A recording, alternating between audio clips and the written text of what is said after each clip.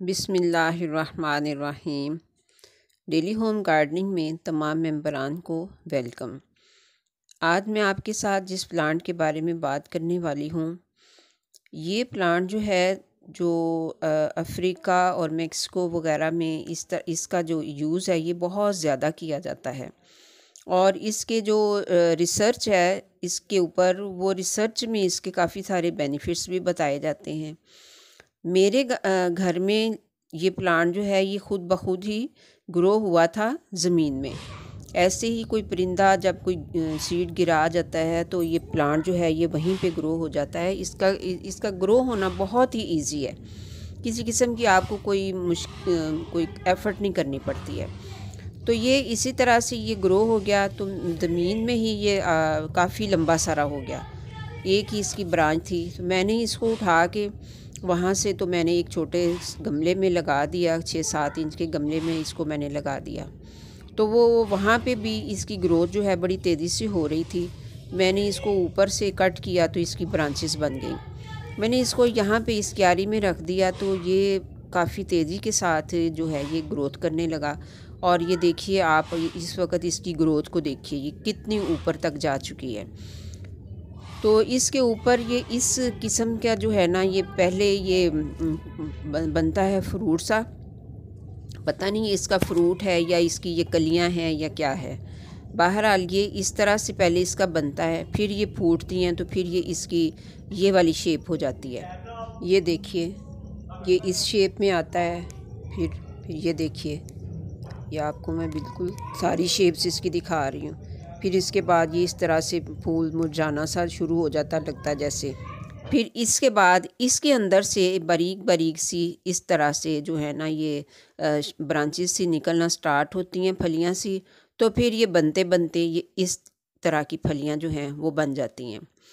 ये देखिए अब ये सारी कितनी सारी फलियां जो हैं इसकी ये बन चुकी हुई हैं। एक ही जो इसका फ्रूट सा बनता है ना, फ्लावर सा, ये उस एक में से काफ़ी सारी फलियां निकल आती हैं। और फिर ये फलियां जो हैं काफ़ी दिनों तक ग्रीन ही रहती हैं, काफ़ी अरसा। फिर ये आहिस्ता आहिस्ता ब्राउन होना शुरू हो जाती हैं। ये देखिए इस तरह से ये ब्राउन हो जाती हैं। और फिर जब ये ब्राउन हो जाती हैं तो इनके अंदर सीड्स जो हैं वो ड्राई हो जाते हैं और निकालने के और यूज़ करने के काबिल हो जाते हैं। आप ये सीड जहाँ भी गिरेंगे, जैसे विन का अपने सीड्स गिराता है तो जहाँ मर्ज़ी ये उग जाता है, तो इसका भी यही मामला है। ये जहाँ मर्ज़ी उग जाता है, ज़मीन में भी, जहाँ गमलों में भी, जहाँ जहाँ ये गिरा होगा ना ये वहीं पे ही उगा होगा। तो कोई इसके लिए आपको एफ़र्ट नहीं करनी पड़ती कि आपको सीड ग्रो करने पड़ेंगे तो ये उग जाएगा। नहीं, ये ऐसे ही उगता चला जाता है। और ग्रोथ भी इसकी बड़ी ही तेज़ी के साथ होती है। कोई फर्टिलाइज़र नहीं मैंने इसमें डाला, कोई कुछ नहीं, क्योंकि मेरे लिए ये एक बिल्कुल फ़ालतू सा प्लांट था। लेकिन जब मैंने इस पर रिसर्च की तो मैंने इसको पाया कि ये काफ़ी सारे इसके बेनिफिट्स बताए जाते हैं, जो मैं आपको भी बताने वाली हूँ। तो वीडियो को एंड तक देखिएगा। ये सारे इसके जो बेनिफिट्स हैं, अगरचे मैंने इसका यूज़ तो नहीं किया, लेकिन चूँकि मैं इसको काट के फेंक देने वालों में से थी, ये इतना बड़ा हो गया तो मेरी सारी क्यारी में इसकी जो ब्रांचेस हैं, रूट्स हैं, वो सारी क्यारी में भर गई हैं। तो मेरा दिल कर रहा था कि मैं इसको काट के तो फेंक दूँ, लेकिन मैंने सोचा कि ये कोई भी चीज़ अल्लाह ताला ने बेफ़ायदा तो पैदा की नहीं है, यकीनन इसके भी कोई ना कोई फ़ायदे होंगे ही। तो रिसर्च करूँ मैं। तो जब मैंने इसको रिसर्च पे लाया तो ये देखिए मैं आपको इसके फ़ायदे बताती हूँ। तो इस प्लांट का नाम जो है वो रिवर टैमारिंड के नाम से ये जाना जाता है आम तौर पे। इसको एप्पल ट्री भी कहा जाता है, लीड ट्री भी कहा जाता है, वाइट लीड ट्री। ये एक मेडिसिनल प्लांट भी है और इसकी पत्तियों और बीजों में ऐसे एंजाइम्स होते हैं जो कि स्किन के जो सेल्स हैं उनको रीग्रो करने में मदद करते हैं। यानी जब आप देखेंगे जब स्किन रीग्रो होगी तो ये रिंकल्स और ड्राइनेस वगैरह, डार्क स्किन, डलनेस वगैरह सारा कुछ ये फिर ख़त्म हो जाता है। यूज़ इसका कैसे करना है ये मैं नहीं जानती। ये मैंने आपको इसके बेनिफिट्स जो मैंने रिसर्च की है उस पे जो मुझे पता चले हैं ये वो हैं। फिर इसके सीड्स जो हैं उनका यूज़ प्रेगनेंसी को कंट्रोल करने के लिए भी होता है। फिर इसके सीड्स को रोस्ट करके कावा बनाया जाता है, जो कैंसर के सेल्स को ख़त्म करने में हेल्प करता है। फिर इसका जो ऑयल है और इसकी पत्तियों का लेप है वो पेन किलर के तौर पे यूज़ किया जाता है। यानी जहाँ भी आपको दर्द है, जिस्मानी दर्दें हैं, हड्डियों और छोटे बड़े जोड़ों के जो दर्द हैं, उनमें ये बहुत ही इनका लेप जो है और तेल का इस्तेमाल जो है ये बहुत फ़ायदेमंद है। फिर उसके बाद ये तेज़ाबियत और जलन पैदा करने वाली जो मेडिसिन्स हैं उसमें इसका इस्तेमाल होता है। यानी तेज़ाबियत और जलन पैदा करने वाली जो बीमारियां हैं उनकी जो मेडिसिन्स हैं उनमें इसका इस्तेमाल किया जाता है। स्किन की प्रॉब्लम्स जो हैं, सोराइसिस वगैरह, एक्जिमा के लिए ये बहुत ही मुफीद माना जाता है। इसकी पत्तियों का पेस्ट भी और इसका ऑयल भी। ऑयल तो ज़ाहिर है सीड से ही निकलता है। फिर ये ख़ारिश और जो एक्जिमा की ख़ारिश और ब्लीडिंग है उसको भी ख़त्म करता है।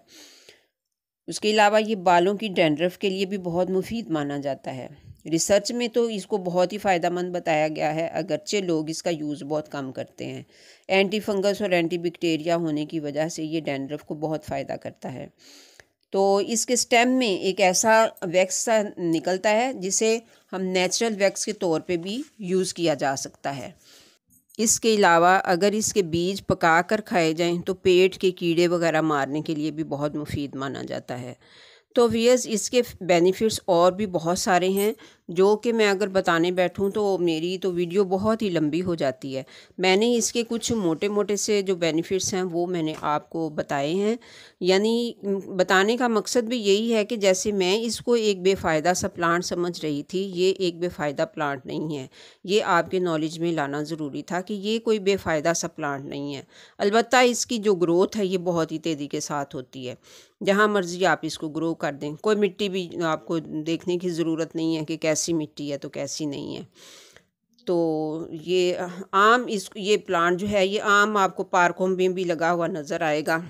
रोड किनारों पर भी आपको ये काफ़ी जगह जगह पे लगा हुआ नज़र आएगा। काफ़ी बड़ा सारा ये दरख्त बन जाता है। ये छोटा सा प्लांट नहीं रहता, काफ़ी बड़ा सारा ये दरख्त बन जाता है। तो व्यूअर्स, विंटर में इसकी सारी पत्तियां जैसे सारे प्लांट्स की गिरती हैं, इसकी भी गिरती हैं। और मानसून में इस पे खूब बहार आई होती है और ये खूब फल फूल रहा होता है। और ये आपके घर में अगर कोई आपको और फ़ायदा देता है या नहीं देता, कम से कम आपके घर में ये ग्रीनरी तो ज़रूर ही पैदा करता है। और बिल्कुल इमली के जैसा प्लांट है, इमली की तरह ही इसकी पत्तियां हैं, इमली की तरह ही इसकी फलियां हैं। उम्मीद करती हूँ आपको इसके बेनिफिट्स अच्छे लगे होंगे। मिलते हैं फिर नेक्स्ट वीडियो में इंशाअल्लाह।